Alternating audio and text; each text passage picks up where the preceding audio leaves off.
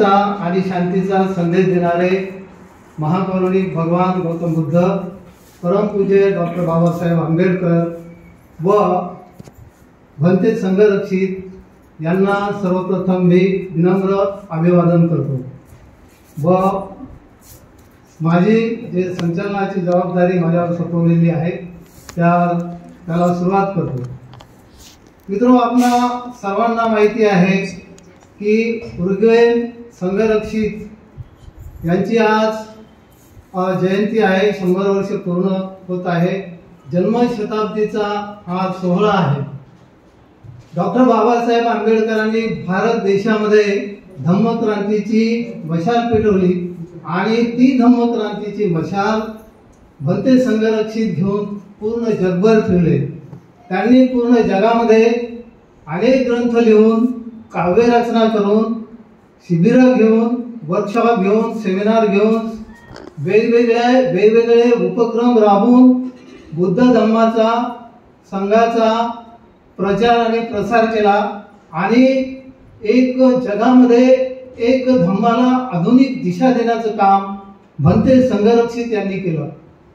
आणि अशा या तेजस्वी व्यक्तिमत्वाच्या स्मृतीचा दीप प्रज्वलित करण्यासाठी आपण आज इथे जमलो आहोत। आणि हा जयंतीचा सोहळा प्रत्येकाने आज खरं तर सर्व भारतीयांनी साजरा करण्याला काही हरकत नाही, कारण बुद्ध धम्माची ही ज्योत आहे ही जगामध्ये। आणि भंतेचं जे जर आपण आयुष्य बघितलं तर अगदी स्टुडंट लाईफ पासून म्हणजे अगदी ते आजारी असताना त्यांनी जे पुस्तकाचं रीडिंग केलं तेव्हाच त्यांना माहिती झालं की मी ख्रिश्चन नाही, मी बुद्ध आहे।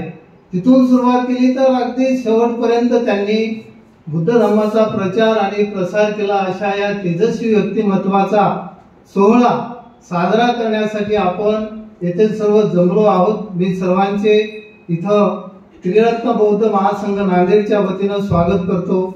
आणि मित्रो, भंते संघरक्षितांना आपण बुद्ध धम्म संघ किंवा प्रज्ञाशील करुणा यांचं प्रतीक मानतो, तसं ज्ञानाचा दीपस्तंभ त्यांना समजतो आणि त्यांचे आपण पाईक आहोत, म्हणून त्यांचा हा सोहळा साजरा करणं हे आपलं सर्वांचं कर्तव्य आहे।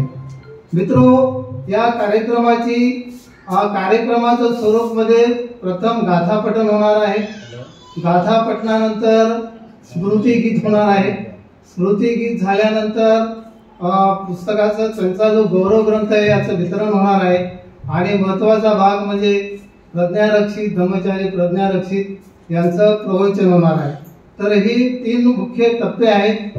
तर गाथा पठण करण्यासाठी गाथा पठण का आवश्यक आहे, तर सुरुवातीला ग्रंथाच्या प्रत्येक शब्दात बुद्धाचे गाथा ज्या असतात त्या गाथेमध्ये बुद्धाच्या तत्वज्ञानाचा गहन अर्थ धरलेला असतो, सामावलेला असतो। जर गाथा आपण म्हटली तर आपल्या मनाला एकाग्र करून त्याचा चिंतनात्मक अर्थ शोधायला आपल्याला मदत होते। खरं म्हणजे गाथा पठण ही एक प्रकारची बुद्ध प्रधान उपासना आहे। हे एक अत्यंत सरळ, सुंदर, परिणामकारक साधन आहे। ते तत्वज्ञानाला भावनेची व भावनेला ध्यानाशी व ध्यानाला दैनंदिन जीवनाची कडी जोडण्याचं काम हे गाथा करत असतं। म्हणून गाथा पठण करणं कार्यक्रमाच्या सुरुवातीला अतिशय आवश्यक आहे। म्हणून मी या गाथा पठणासाठी धम्ममित्र ललिताताई खंडेलोटे व धम्ममित्र अनिता सरवदेताई यांना सन्मानपूर्वक विनंती करतो की त्यांनी येऊन गाथा पठणास सुरुवात करावी।